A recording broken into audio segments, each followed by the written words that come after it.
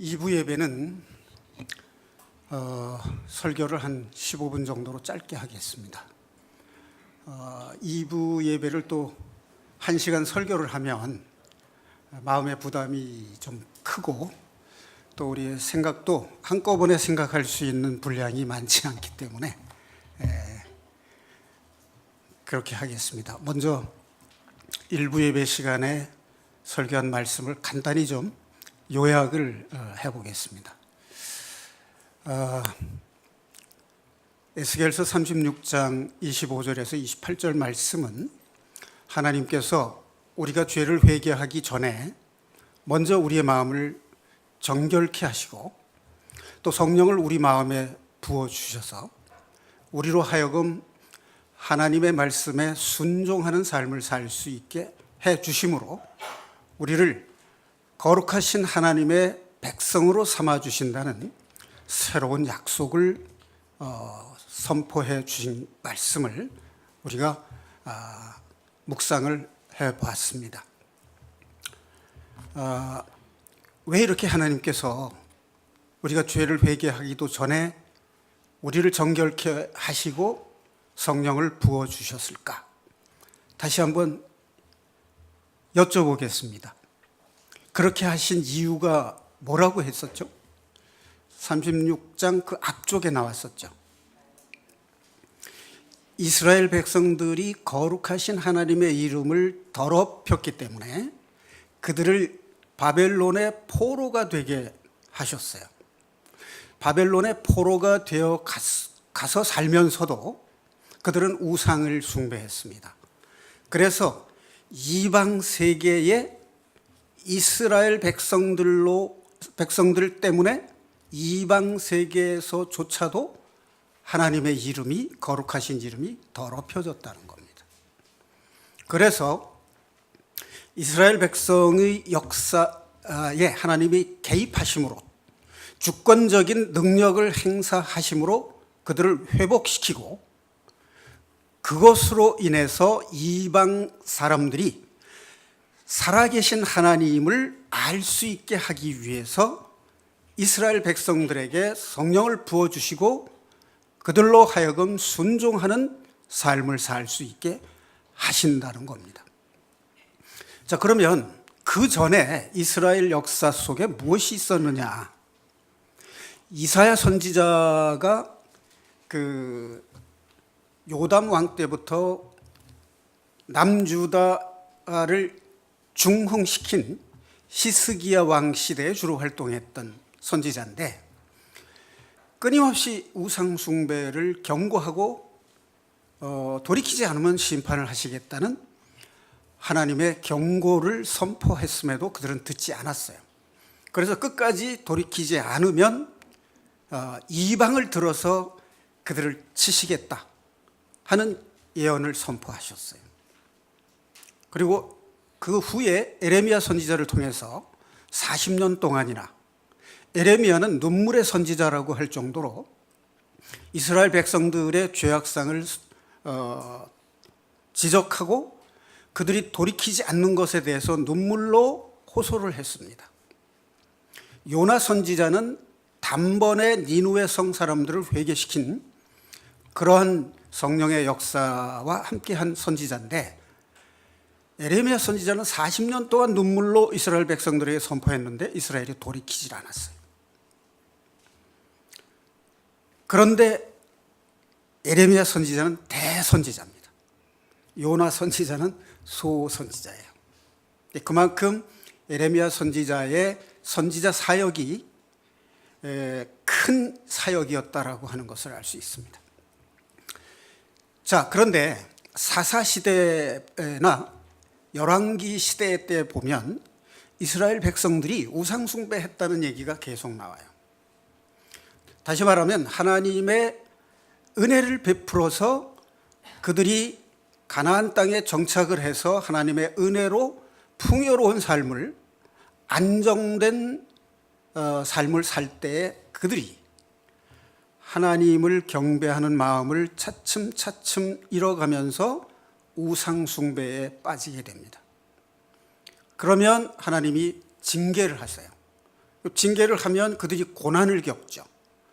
고난을 겪던 이스라엘 백성들이 하나님께 사사나 선지자를 통해서 하나님께 부르짖으면 하나님께서 긍휼히 여기시고 그들을 다시 회복시키셔요. 그것이 되풀이하고 반복된 것이 이스라엘 역사입니다. 거기에 보면 왜 이렇게 사사들이나 왕들이나 정치 지도자들이 하나님을 경외하는 순수한 신앙에서 자꾸 멀어져 가지고 우상 숭배하는 이러한 삶을 되풀이했을까? 저는 상당히 그게 궁금했었어요. 그럼에도 불구하고 그것이 이스라엘 역사 전체를 통해서 되풀이되고 있다는 것을 알게 됐어요. 사랑하는 형제자매 여러분, 성경은 왜 이런 이스라엘 역사를 가감없이 기록을 하고 있을까요? 그것이 언제 가면 하나님을 배반하지 않고 우상을 숭배하지 않고 오직 하나님만을 경외하는 믿음이 하나님의 백성들 사이에서 이루어질 수 있을까 하는 거죠. 언제 가면 그게 가능할까요?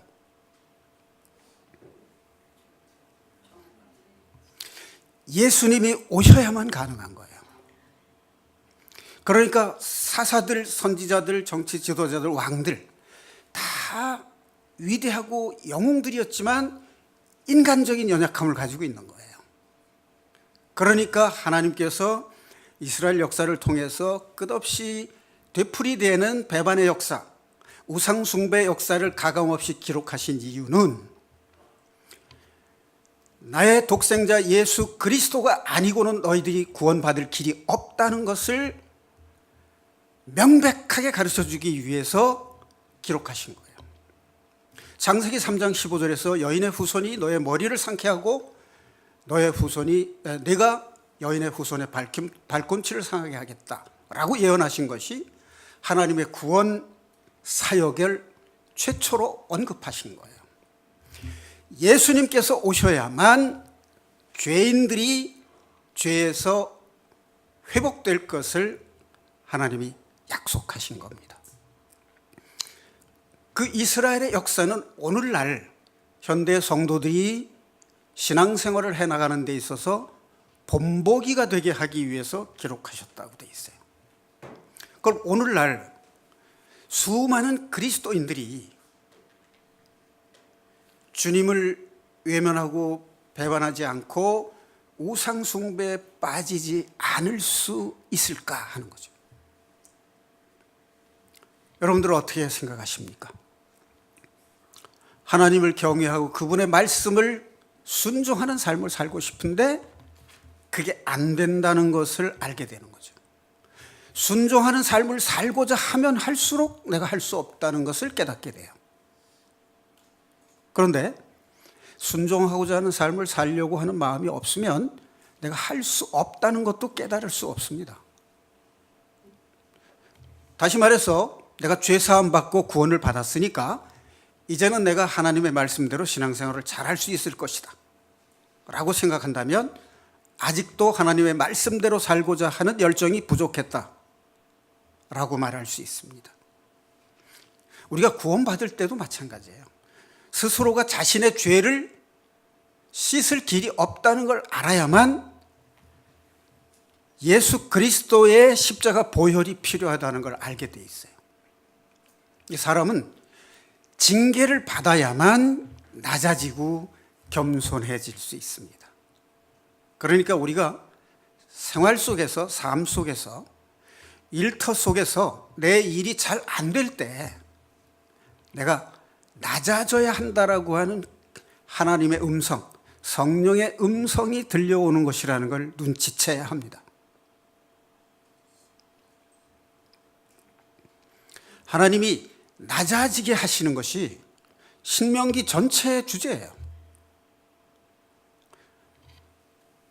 굶주리고 그 가나안 땅에 식물이 농사를 지어서 생산할 수 없는 땅입니다. 광야는 오로지 하나님께서 하늘에서 만나를 내려 주셔야만 먹고 살 수 있는 거예요. 그럼 예수님이 생명의 떡으로 오신 거예요. 만나러 오신 겁니다. 그러니까 예수님의 말씀이 아니고서는 우리가 영의 생명을 유지할 수가 없는 겁니다. 그래서 징계를 하시는 참 뜻은 우리가 낮아지고 겸손해짐으로 해서 하나님께 돌아오게 하는 하나님의 사랑 방법이에요. 사랑하는 자녀를 징계한다는 것이 히브리서 12장의 주제입니다. 우리가 실제로 이 세상에서 자녀를 사랑으로 기르는 아버지들은 어떻게 기릅니까? 징계합니다. 재벌 회사 회장님들도 자기의 자녀가 정말로 자기가 일궈낸 회사를 정말로 이어받아서 더 계승할 뿐만 아니라 확장 발전시키게 하려고 하는 뜻을 품은 사람들은 어떻게 자녀를 교육합니까? 독수리가 새끼를 훈련시키듯이 합니다.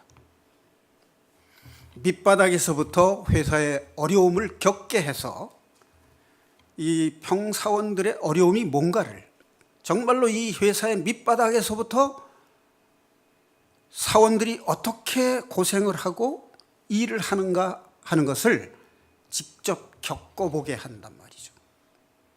그런데 자녀를 너무 사랑한 나머지 밑바닥부터 훈련시키지 않고 바로 상무 전무로 앉힌 재벌 회사들 보세요.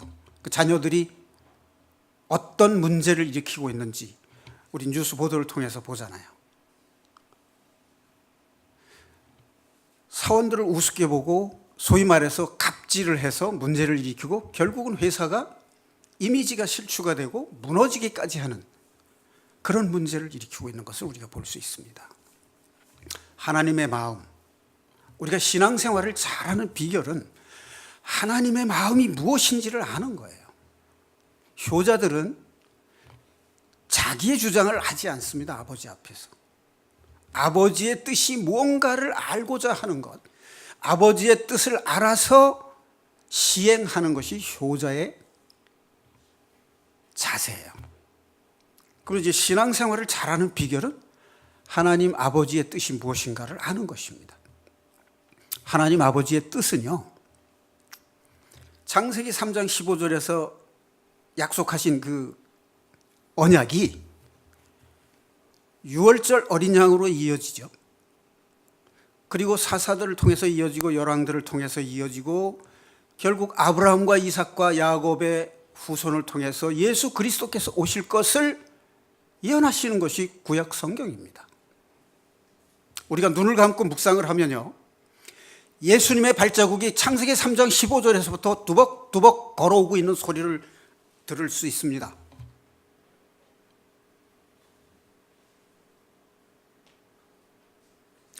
그 예수님이 우리 마음에 올 때 그것이 바로 우리의 마음속에 하나님이 성령을 쏟아 부어주시는 거예요.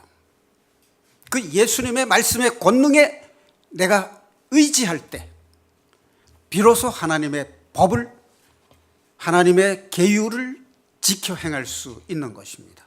이것은 율법을 말하는 것이 아닙니다.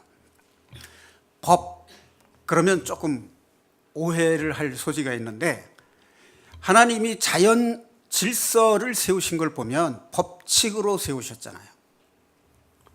아침에 해가 떠서 저녁에 해가 지는, 또 지구가 자전하고 공전하는, 또 대한민국 같으면 4계절이 있어서 그 계절에 따라서 꽃이 피고 또 곡식들이 여물고 수확을 하는 이런 일들이 일정하게 반복되고 있지 않습니까? 그것이 하나님의 법칙이에요. 그게 하나님의 질서입니다. 그 우리의 신앙생활도 그러한 하나님의 질서와 하나님이 정해주신 법칙에 따라 사는 것이 신앙생활이에요. 그런데 사람들의 마음속은 우리 부모 밑에서 살아봤지만 이상하게 거역하고 싶어하는 마음이 있어요. 금 밖으로 나가보고 싶은 마음이 있습니다. 참 희한하죠? 그게 왜 그렇게 됐을까요? 그게 선악과의 범죄 때문에 그렇게 된 거잖아요. 내가 모든 일의 중심에 내가 서 있기 때문에 그래요. 선생님의 말씀을 중요하게 여기는 학생들은 금 밖으로 안 나가거든요. 근데 내가 중심이 되어 있는 학생들은 선생님이 중요한 게 아니에요. 내가 중요한 거예요. 금 밖으로 나가보는 호기심. 뭐 그렇기 때문에 문화의 발전과 문명의 발전도 있긴 있었습니다만은 어쨌든 하나님의 말씀 안으로 돌아오는 그 삶 속에 생명이 있다는 것은 틀림없는 사실입니다. 자, 그러면 2부 예배의 주제로 넘어가 보겠습니다.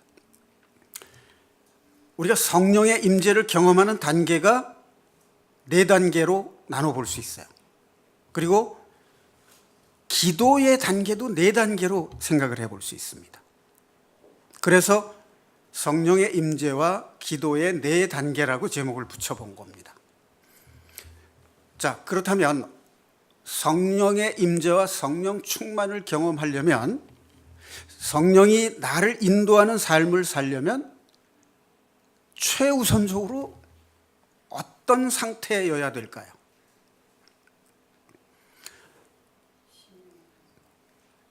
에스겔서 36장 25절 28절에서 하나님이 이스라엘 백성을 제일 먼저 어떻게 하셨죠? 정결케 하셨잖아요. 죄를 깨닫고 죄 사함을 받고 죄 씻음을 받는 것이 없이는 성령의 임재를 경험할 수 없어요. 성령의 임재 자체가 죄를 깨닫고 씻음 받는 일과 동시에 일어납니다. 우리가 큰 병에 걸려서 내가 죽음에 대한 두려움과 공포를 경험을 할 때를 한번 생각해 보세요. 뭐 그런 경험이 없었다면 상상을 한번 해 보십시오. 그때 우리가 누구를 찾고 누구에게 의지하고 싶은가 하는 거죠. 그러니까 내가 죄인이고 무기력하고 무익한 죄인이라는 걸 깨닫는다는 얘기는 하나님이 계신다는 것을 인정하는 거예요. 그러니까 성령의 임재를 경험하려고 하는 사람은 자신의 죄를 깨닫고 회개하는 데서부터 시작이 되는 거예요. 구원받은 이후에도 자기의 죄를 하나님의 말씀에 비춰서 잘못된 것을 교정해 나가는 것이 회개라고 그랬죠. 회개는 지은 죄를 돌이키는 것도 회개지만 내 삶이 성경 말씀을 비춰볼 때 하나님의 말씀과 관역이 맞지 않고 빗나가 있는 것이 죄예요. 그걸 돌이키는 게 회개입니다. 그럴 때 우리는 성령의 임재를 경험하게 됩니다. 두 번째는 하나님이 나를 지으신 창조자이심과 내 삶에 개입하시는, 내 삶의 역사를 이끄시는 주권자이시라는 걸 인정할 때, 그때 성령이 내 안에 임하게 되시는 거예요. 생각을 해보십시오. 아들, 딸이 이 집의 주인이 아버지가 아니다 라고 하면 아버지의 뜻이 그 자녀들에게 먹히겠습니까? 하나님이 나를 지으신 창조자이시고 전능하신 주권자라는 걸 인정하는 것이 성령이 나를 이끄시게 되는 두 번째 비결입니다. 세 번째, 성경을 있는 그대로 믿는 것이 성령의 임재를 받아들이는 비결이에요. 세 번째. 나는 요거는 믿을 수 있는데 이거는 못 믿겠어. 하나님께서 성경에 용서하라고 했는데 어떻게 인간이 다 용서할 수 있어? 그거는 선지자들에게나 하시는 말씀이고 우리 같은 보통 사람들한테는 그냥 적당히 용서하면 돼. 이게 옳은가요? 잘못된가요?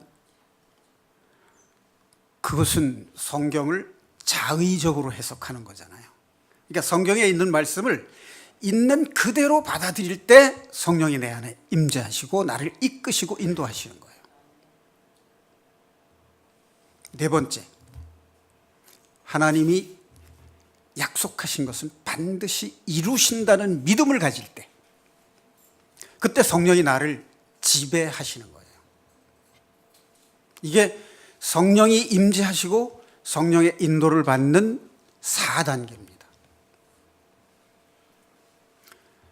하나님께서 약속하시고 이루시겠다고 선포하신 것은 반드시 이루신다.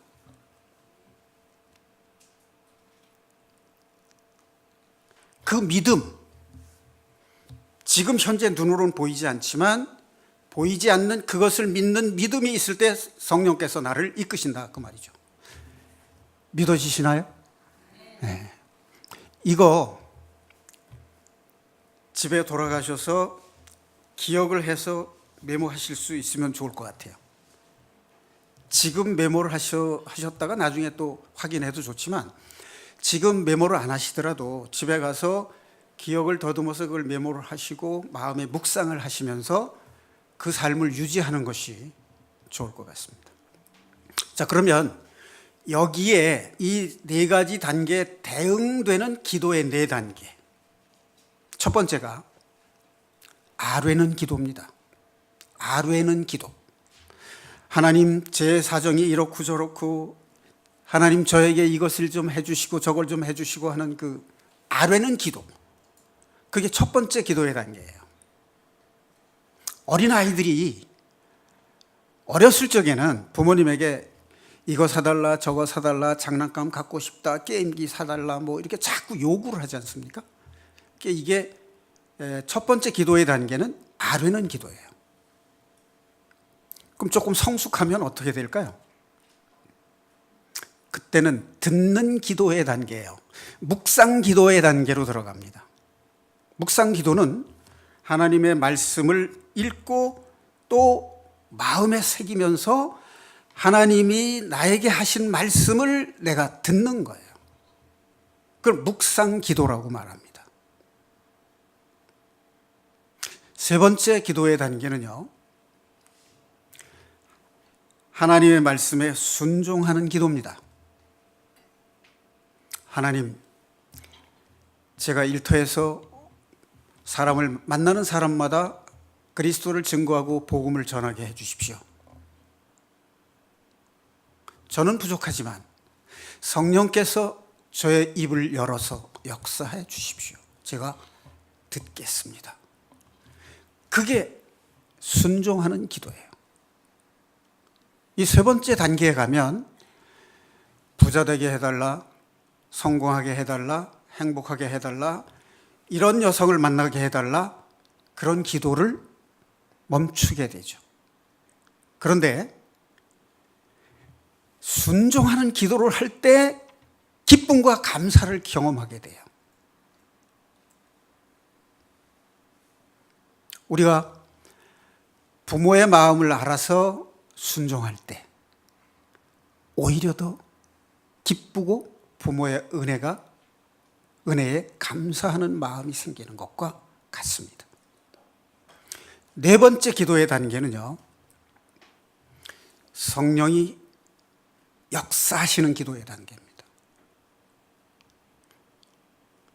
예를 들어서 성령이 역사하는 기도란 뭐냐면, 하나님께서 주신 재능과 은사가 삶 속에서 실천될 때를 말하는 거예요.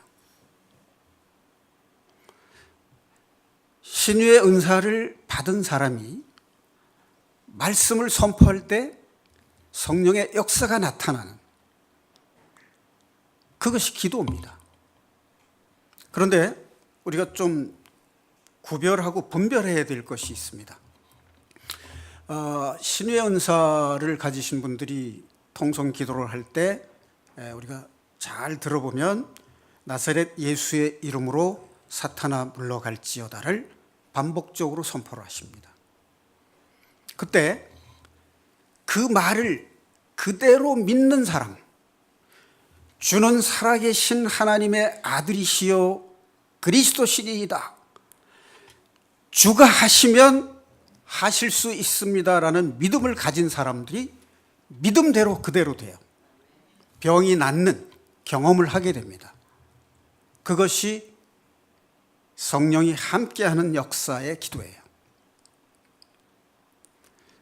내가 피곤한데 교회를 오늘 주일 예배 하루 쉬었으면 했는데 이웃에 사는 권사님 전화를 받고 인정상 나왔어요. 그런데 뜻밖의 설교를 듣고 은혜를 받았어요. 그런데 아침에 몸살기가 있었는데 그냥 눈 녹듯이 사라졌어요. 그게 말씀의 능력입니다. 우리 마음을 치료하시는, 어루만지시는 하나님의 역사예요. 그걸 믿는 게 믿음입니다. 제가 몸이 약하지만 2잡, 3잡을 해도 적응할 수 있고 견딜 수 있게 해주시는 하나님의 능력을 경험을 해봤어요.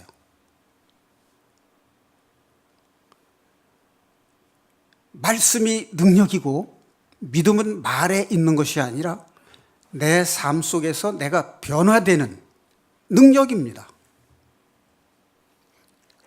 내가 목표로 한 이 일을 해낼 수 있게 성령께서 함께 하신다는 그것을 경험하는 것, 이게 기도의 4번째 단계예요. 하나님의 말씀은 좌우의 날선 검처럼 우리의 혼과 영과 골수를 찔러 쪼개기까지 한다는 그 말씀을 알아요. 그런데 그 말씀이 내 안에서 이루어지는 것, 그 믿음의 기도가 4번째 기도의 단계예요. 우리는 이런 경험을 해야만 말세의 환난과 핍박에도 견딜 수 있는 믿음, 세상을 이기는 믿음을 지킬 수 있게 되리라고 믿습니다. 이러한 경험을 생활 속에서 날마다 해 나가야 됩니다. 그것이 그리스도인의 믿음 생활이에요. 그럼 일터에서도 마찬가지입니다. 그런데 우리가 일터에서 대인관계를 하다 보면 교회에서 설교 말씀 들은 대로 하려고 하는데 잘 안 돼요. 실패를 하게 됩니다. 실패하게 되는 원인은 내 중심으로 생각하고 나를 중심으로 생각하니까 그래요. 상대를 중심으로 생각하면 그것이 달라집니다. 근데 그 자체가 쉽지 않다는 거죠. 그러니까 나를 내려놓아야 된다는 거예요. 그런데 이 이야기는 일터에서 사업을 하시는 분들이 무슨 얘기인지 금방 알 거예요. 나도 모르게 욕심이 나서 이 일을 하면 잘 안 되는 것을 알게 돼요.